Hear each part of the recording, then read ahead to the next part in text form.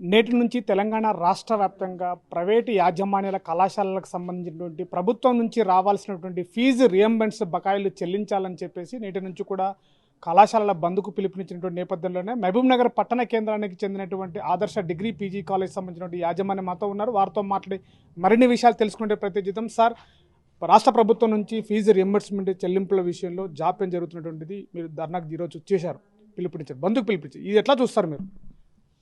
Sir, ఇప్పుడు state committee నిర్ణయం మేరకు మొత్తం రాష్ట్రంలో ఉన్నటువంటి ఇంజనీరింగ్ అంటే total institutions sir, higher education institutions మొత్తం కూడా బంద్ పెట్టాలని చెప్పి నిర్ణయం తీసుకోవడం జరిగింది. దానికి అనుగుణంగానే మేము కూడా మా డిస్టిక్ అసోసియేషన్ కూడా నిర్ణయం మేరకు ఈ రోజు నుంచి అది రేపు అవుతుందా, ఎల్లుండి అవుతుందా, ఆవులు ఎన్ని రోజులు అవుతుందో తెలియదు సార్.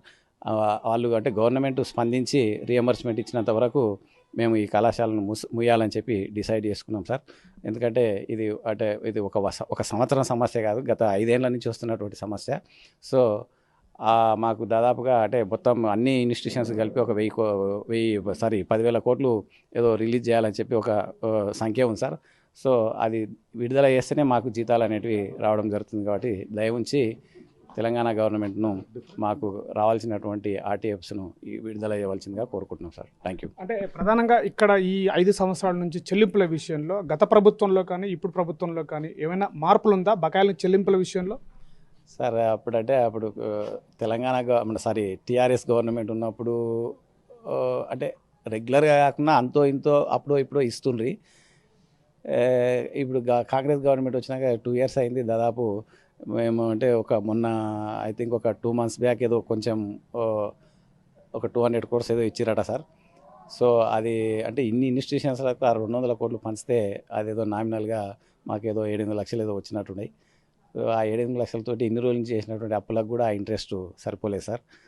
కాబట్టి ఇప్పుడు మా సార్లు కూడా మా ఇచ్చే జీతాలు కూడా మేము మా ఫ్యాకల్టీకి ఇవ్వలేకపోతున్నాము. ఒక 4 నెలల మేము బ్యాలెన్స్ పెట్టి ఇవి వస్తాయని చెప్పి ఆశతోటి ఎదురు చూసుకుంటున్నాము. సో కనిపించినప్పుడల్లా మా ఫ్యాకల్టీ కానీ మా పనిచేసే వాళ్ళందరూ కూడా ఏమయ్య సార్ జీతాలు అని అడుగుతున్నారు.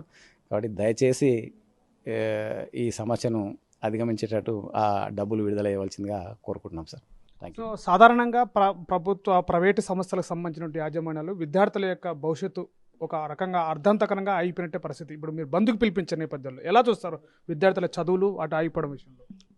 సార్, ఒకటే విషయం ఏంటంటే ఇక్కడ విద్యార్థులను అన్యాయం చేయాలనేది ఏ ఉపాధ్యాయునికి ఉండదు. ఇక్కడ ప్రభుత్వం యొక్క చిన్న తప్పిదము అనే అనుకోవాలన్నా లేకుంటే ఇంక మరొకటి అనుకోవాలన్నా తెలియదు.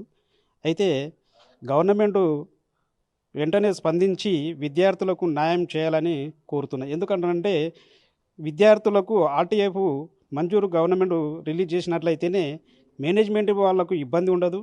మరి అక్కడ పనిచేసేటువంటి స్టాఫ్ కూడా సరైన సమయంలో వేతనాలు ఇచ్చి వాళ్ళు విద్యార్థులకు న్యాయం చేకూర్చడానికి అవకాశం అనేది ఎక్కువగా ఉంటుంది.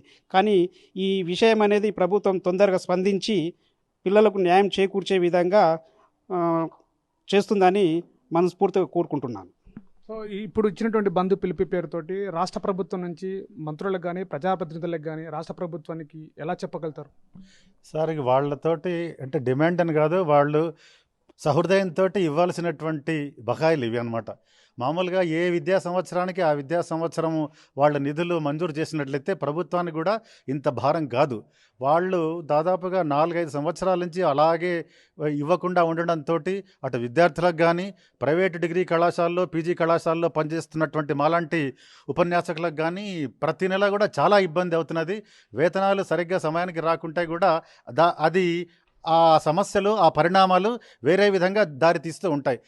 ఇక విద్యా సంవత్సరానికి వస్తే వీళ్ళు ప్రభుత్వం సత్వరంగా వాళ్ళు చెల్లించి ఈ నిధులు మంజూరు చేసినట్లయితే మేము తక్షణమే ఈ సమ్మెను మొత్తం కాలేజ్ యాజమాన్యాలు చేసుకుంటే ఏ విద్యార్థికి కూడా ఒక చిన్న వెంట్రుక వాసి నష్టం కూడా కానియకుండా మేము వాళ్ళకి విద్యా సంవత్సరం నష్టం కాకుండా వాళ్ళను కాపాడుతామని వాళ్ళను సంరక్షించుకుంటామని మేము ఈ రకంగా తెలియజేస్తూ ఉన్నాం. తెలంగాణ రాష్ట్ర వ్యాప్తంగా జరుగుతున్నటువంటి ఏదైతే నిరసన ఏదైతే ఉందో తెలంగాణ ప్రభుత్వానికి ఫీజు బకాయిలు చెల్లింపుల విషయంలో కూడా జాప్యం లేకుండా వెంటనే కళాశాల యాజమాన్యాలకు చెల్లించాల్సినటువంటి బకాయిలను వెంటనే రాష్ట్ర ప్రభుత్వం సంప్రదింపులు చేసి పూర్తి బకాయిలు చెల్లించినట్టయితే ప్రైవేటు యాజమాన్యాల్లో పనిచేస్తున్నటువంటి వ్యక్తులందరికీ కూడా జీతాలు సకాలంలో వాళ్ళ కుటుంబాలకు ఆధారపడే విధంగా కూడా వాళ్ళ జీతాలు సకాలంలో చెల్లింపేటువంటి ప్రయత్నం కూడా జరుగుతుంది. అదేవిధంగా రాష్ట్ర ప్రభుత్వం ఈ జాప్యం విషయంలో వెంటనే ముఖ్యమంత్రి విషయంలో కూడా చాలా తొందరగా దీనిపై చర్యలు తీసుకోవాలి. రావాల్సినటువంటి బకాయిలను వెంటనే విడుదల చేసే విధంగా కూడా ఏర్పాటు చేయాలి. ఈ ప్రైవేటు యాజమాన్య సంస్థలకు సంబంధించినటువంటి విద్యార్థుల జీవితాలతోటి ఎలాంటి జోక్యం చేసుకోకుండా విద్యార్థుల భవిష్యత్తును ముందుకు తీసే విధంగా యాజమాన్యాలు కూడా ప్రయత్నం చేస్తాయని చెప్పేసి చెప్తున్నటువంటి పరిస్థితి. కెమెరా పర్సన్ నర్సింగ్తో శివాజీ, RTV, మహబూబ్నగర్. చరిత్ర సృష్టించినోడు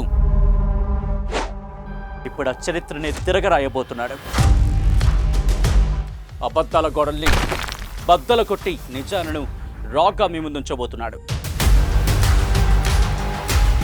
నిజమైన వార్తల కోసం వెంటనే డౌన్లోడ్ చేసుకోండి రా యాప్ని.